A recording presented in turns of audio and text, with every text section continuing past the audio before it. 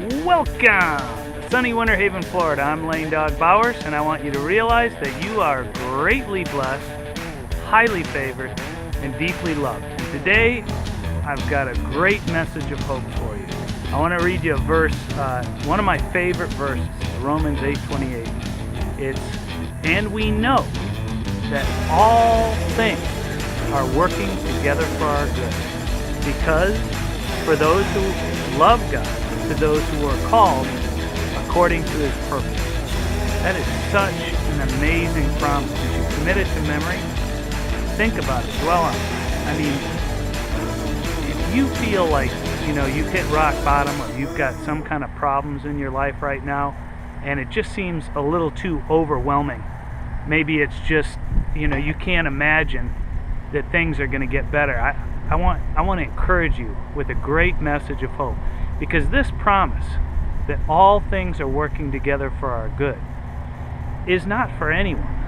It's not for the world. This is a promise for Christians, and it is a great, great promise, and you activate it by faith, by meditating on it, thinking about it. If you think of the story of Joseph was completely betrayed by his family. He was sold into slavery, and there were so many bad things that happened to him. Now, those things were not things that God brought upon him.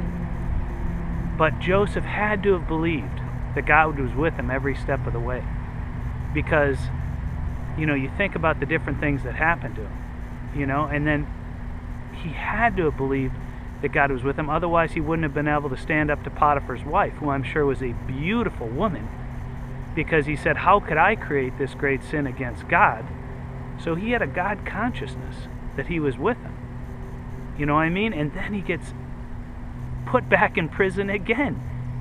He's got to be thinking, what have I got to do and believe for things to start turning around in my life? But he had this consciousness that God was with him, and that all things are working together for his good.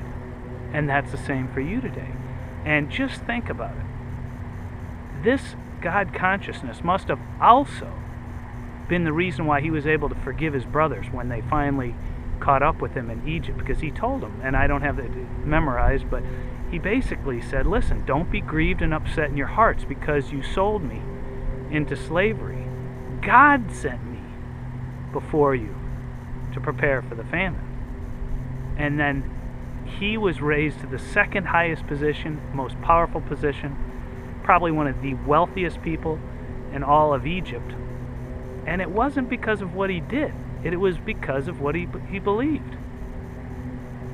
And if you can really get a grip on that all things are working together for your good. All things are working together for your good. Good things, bad things. They're all working together for your good. God's not sending you the bad things. But even in the midst, if you can consciously think of God being with you in the midst of it. I mean, I don't want to make this too long, but even if you go into Psalms 23, it talks about, "The Lord is my shepherd, I shall not want. He leads me. He guides me. He makes me to lay down." And then later it talks about, "Though I walk." So see, he's trying to lead you. He's trying to guide you. He's trying to bring these good things to you. And even though you screw up, because though I walk through the valley of death, you notice it didn't say Jesus took you there or God took you there. Though I walk, so I screwed up. I somehow got off the path. He's right there with you. And then it goes back and we're talking about how he restores your soul. Your cup runs over. That's prosperity. That's God's good success for you. I mean, if you could get a conscious image that God is with you, it's easy to overlook this as Christians and as Christian businessmen. But get a grip on that. If you got nothing, like right now you said, "Lane, I got no money. I'm about to lose my house. I've got all these bad things happening to me." Look away from those things. I encourage you, look away. Do not ignore them. Look away from them and get a consciousness that God is with you. Because think about it. He's the same yesterday, today, and forever. So if God is truly with you, think about what happened when he was on earth. Jesus. Everywhere he went, people got healed. That means you can be healed by a consciousness of God in you. When Jesus encountered sickness, people got better.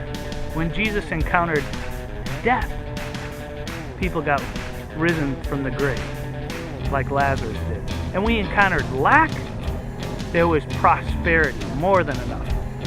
Today, do that simple thing. Think, meditate, mutter that all things, and we know that. It's a promise, we know it. All things are working together for your good. I am believing a miracle for you. Do me a favor, leave me a comment, and if you have something you need prayer about, I'll stand and pray with you. God bless you, and expect a miracle.